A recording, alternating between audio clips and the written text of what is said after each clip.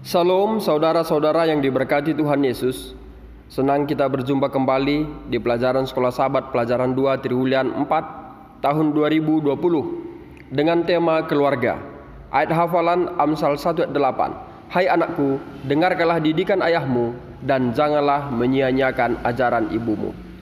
Pemirsa, pelajaran pekan ini saya ambil dari www.gmhktanjungpinang.org yang dibagikan oleh sahabat saya David Saputra STH.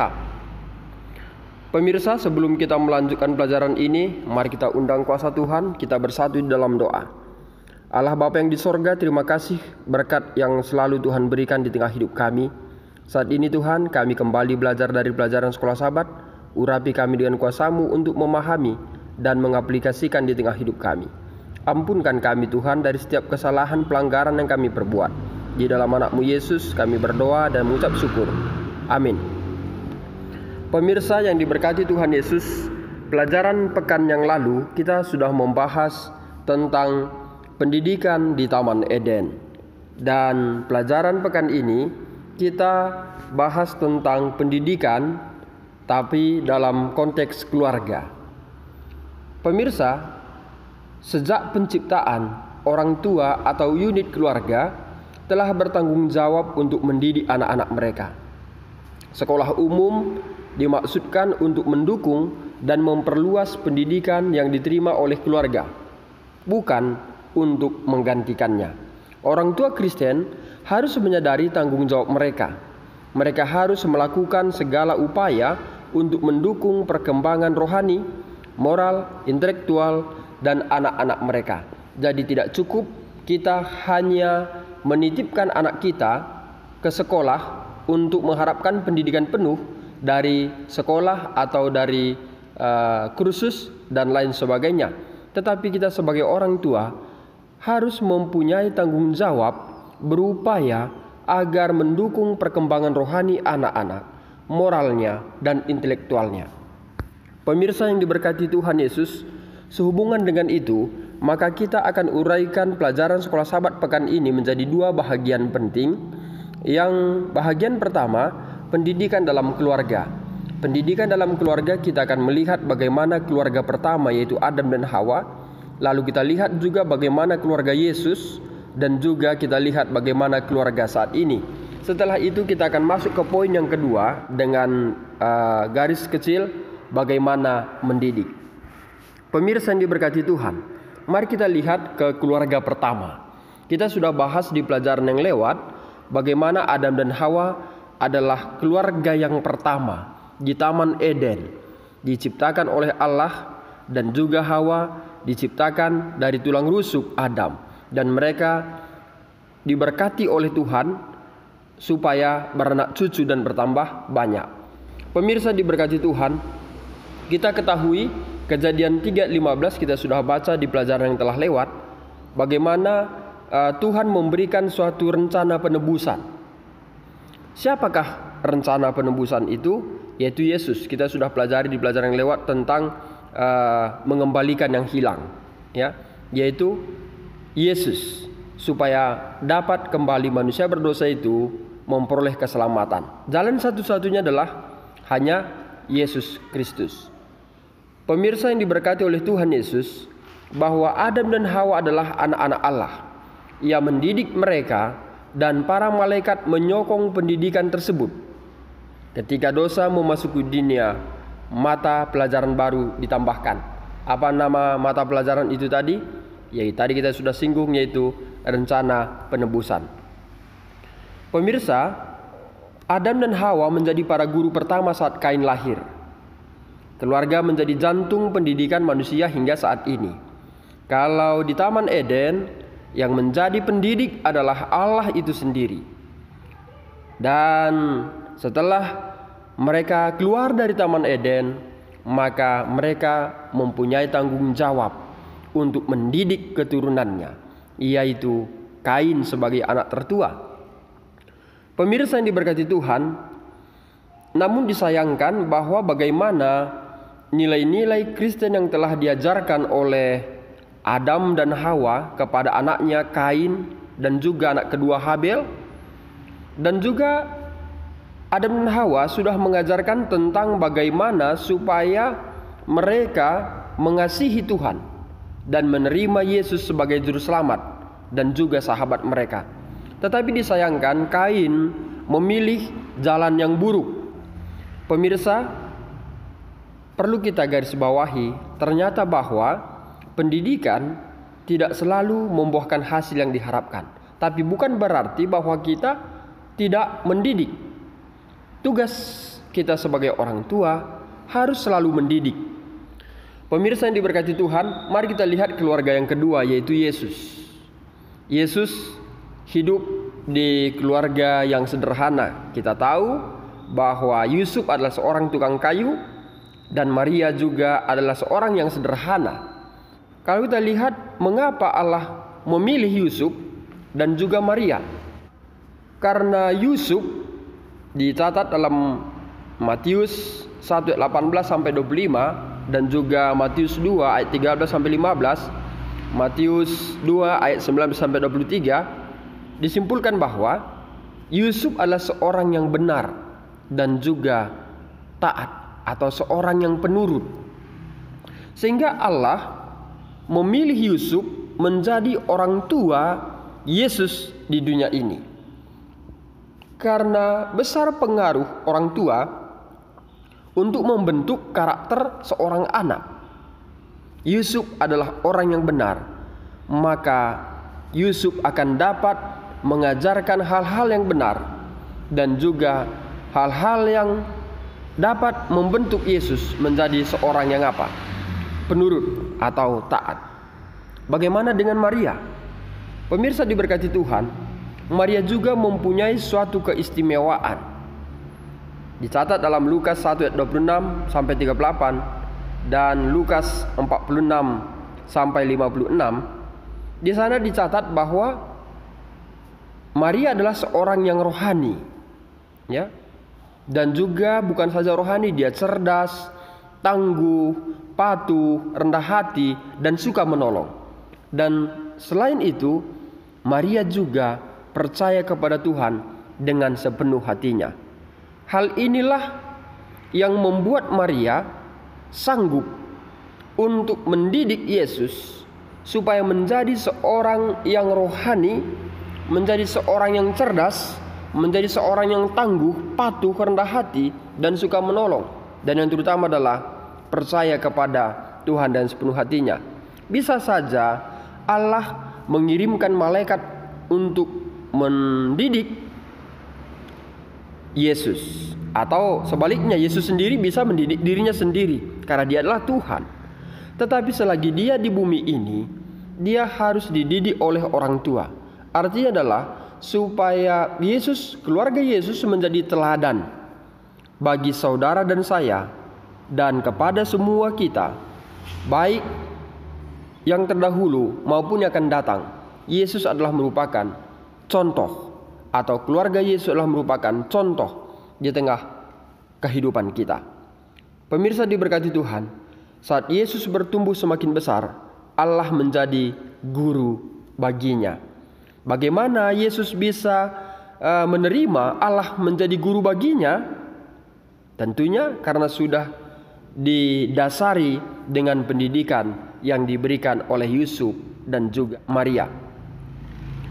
Pemirsa, singkatnya adalah bahwa Yusuf dan Maria adalah keduanya orang yang jujur.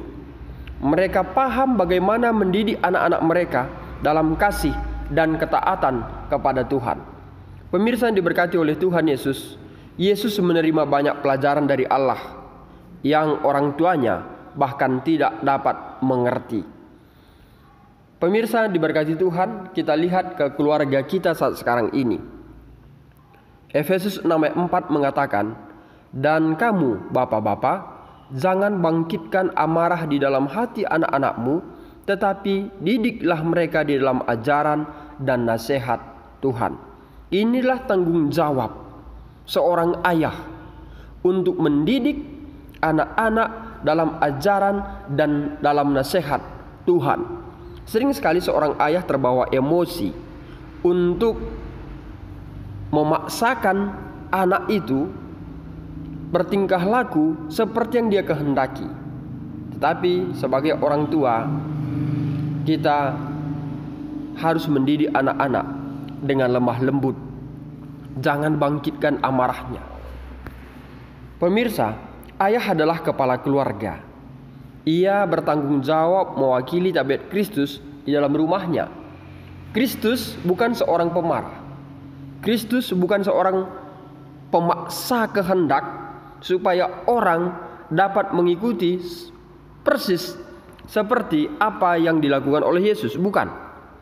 Tetapi Yesus adalah seorang pengajar yang lemah lembut. Jadi ayah adalah kepala keluarga, maka kita harus mencerminkan tabiat Yesus di dalam mendidik anak-anak. Selanjutnya, ibu adalah pengaruh terbesar dalam kepribadian karakter dan temperamen anak-anak mereka. Ibu mempunyai peran. Jadi ibu mempunyai pengaruh terbesar. Ya, makanya sering kita lihat bahwa seorang anak lebih cenderung dekat kepada ibunya daripada kepada siapa? Ayahnya.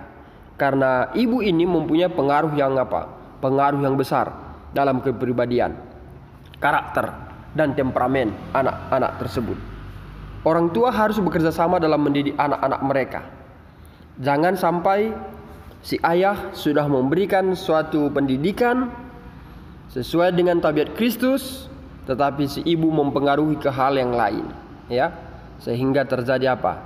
Terjadi dualisme dalam pendidikan dalam satu rumah tangga, sehingga anak pun menjadi bingung kepada siapa yang harus dia turuti.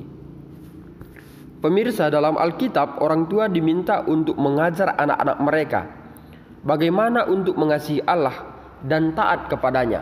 Kita boleh lengkapnya baca Ulangan 6 ayat 4 sampai ayat yang ke-9. Kita harus mendidik anak-anak ini berulang-ulang. Bukan cukup hanya sekali, tidak cukup hanya 1 minggu, tapi berulang-ulang, supaya anak-anak ini mengingat apa nasihat yang telah diberikan oleh orang tuanya kelak pada saat dia dewasa.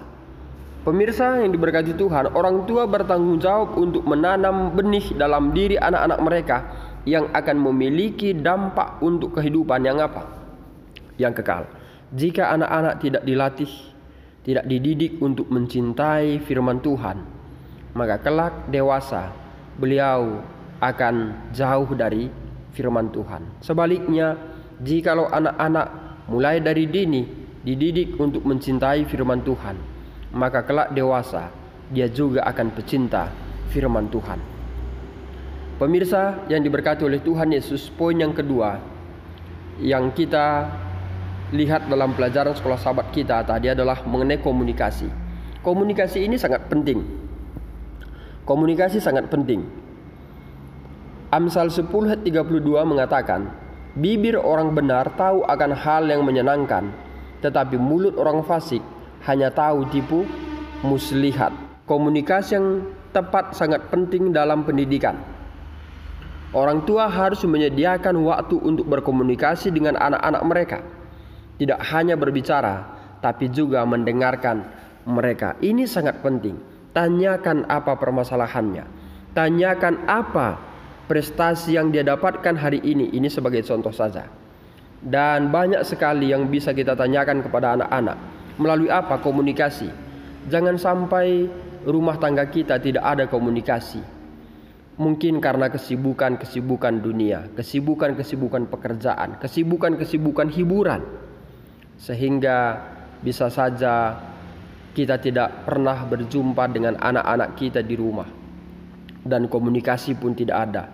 Ini akan membentuk tabiat anak-anak ini cenderung ke hal yang apa? Ke hal yang buruk, karena tidak pernah mendapatkan komunikasi yang baik dari orang tua. Si anak mau curhat, tapi orang tua sibuk. Mirsa yang diberkati Tuhan, sebagai orang tua harus menjadi guru yang bukan hanya berbicara, tapi juga mendengarkan. Komunikasi juga harus melibatkan sisi emosional. Orang tua harus menunjukkan kasih sayang dalam setiap tindakan, bahwa kita harus selalu meminta hikmat dari Tuhan bagaimana menanamkan nilai-nilai kekristenan dengan benar dalam hati anak-anak kita dengan menggunakan kata-kata dan teladan kita. Apa yang kita ucapkan itulah yang direkam oleh anak-anak, dan itu juga lah yang disampaikan saat dia bersekolah, saat dia di luar dari rumah. Apa yang kita ucapkan di rumah itu juga lah yang akan disampaikannya. Waktu yang kita gunakan untuk berkomunikasi dengan setiap anggota keluarga kita tidak akan terbuang sia-sia. Yang terakhir adalah pengorganisasian.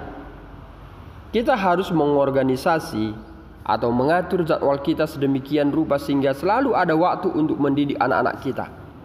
Penting untuk menetapkan waktu tertentu untuk membagikan hikmat dan janji Tuhan kepada anak-anak kita.